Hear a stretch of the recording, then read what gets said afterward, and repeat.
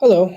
This week you're going to be picking a focus and beginning the research for your drama research literary analysis essay. Now, just to recap, what you're being asked to do in this assignment is to pick a critical lens and to apply that lens in the unpacking or the analysis of the play. So, for instance, you might use a feminist lens, which would ask you to focus on what is the play saying about gender. This can be what is the play saying about masculinity or male characters or maleness, or what is the play saying about female characters or femininity?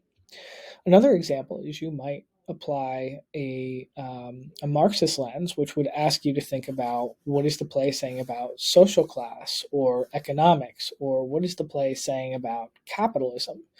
Another way to think about this would be looking at the theme of the American dream, which is very much tied into notions of capitalism and personal financial success.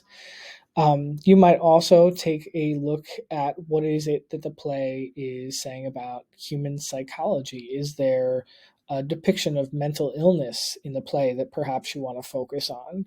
And if that is the case, what is the play saying about the human psyche? And this would really be using a psychoanalytical lens to unpack the play. You might also think about using a biographical lens, which would be taking a look at the life of the playwright Arthur Miller and then thinking about what his life tells us about the play or how his life helps readers or viewers to unpack or understand the play in greater detail.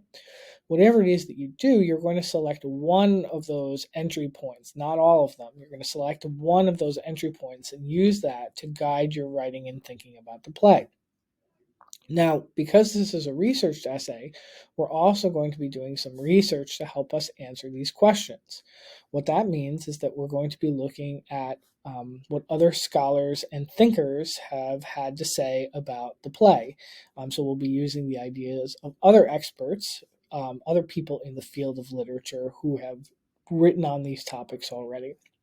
In order to access that information, we're going to take a look at some of the research databases that are available to you as a Gateway student. So you'll notice the screen before you is the Gateway homepage. And I'm going to move from this homepage over to the library. There's a link to the library at the very top of the screen. I'm going to go ahead and select that. And that's going to bring me access to a search engine as well as some research databases that are available to me.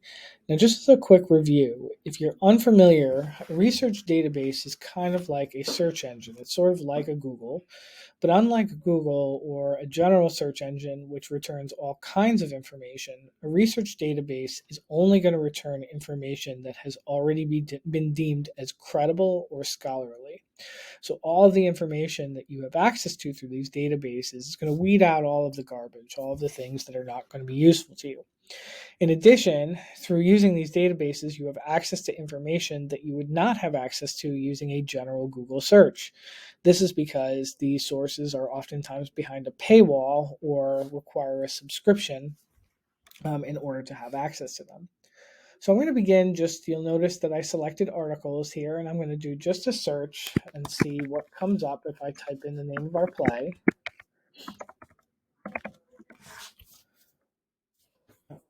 Try that again. Go ahead and type in the name of the play.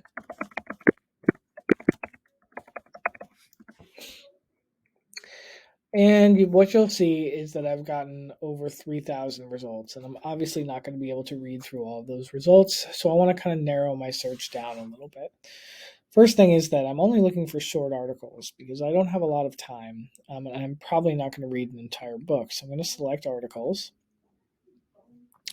and I'm still getting a lot of results. I still have over 866 results, so I want to focus this a little bit more, and I'm going to select advanced search.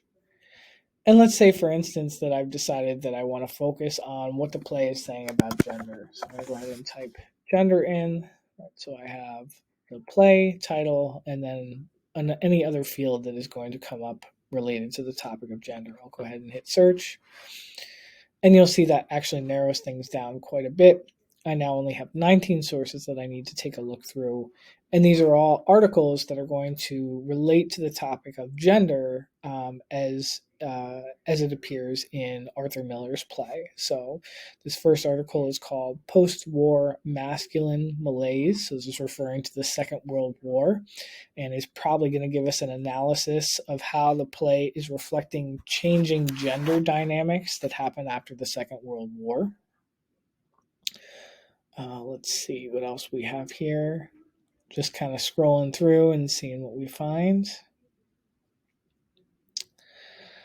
This one is not going to be exclusively about Death of a Salesman, though it definitely references Death of a Salesman among 3 other plays. It's called Kitchen Sinks Realism, Domestic Labor, Dining, and American Theater. This is going to be looking at the work or the labor that women characters perform in the play. That labor that they perform in the home is reflected in the play, and maybe what that says about gender roles or what that says about American understanding of gender roles. Okay.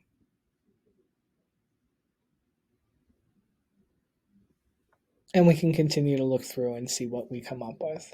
So let's say, for instance, that we don't want to take a look at what the play is saying about gender. Instead, we want to see what the play is saying about maybe capitalism or maybe even the American dream.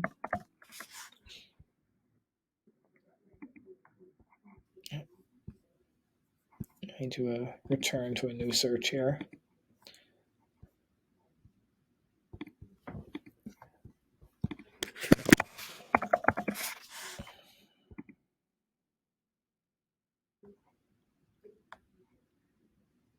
Okay, and here again, we have some articles. We actually have some book chapters this time. And some other information that's going to help us think about what the play might be saying about social class. Or here's actually one that refers to both psychoanalysis or like a human psychodevelopment as well as capitalism. So you definitely want to take a look at these research databases and see what returns you come up with. In the next video, I'm going to talk about a research database that is specific to literary analyses, and so I encourage you to take a look at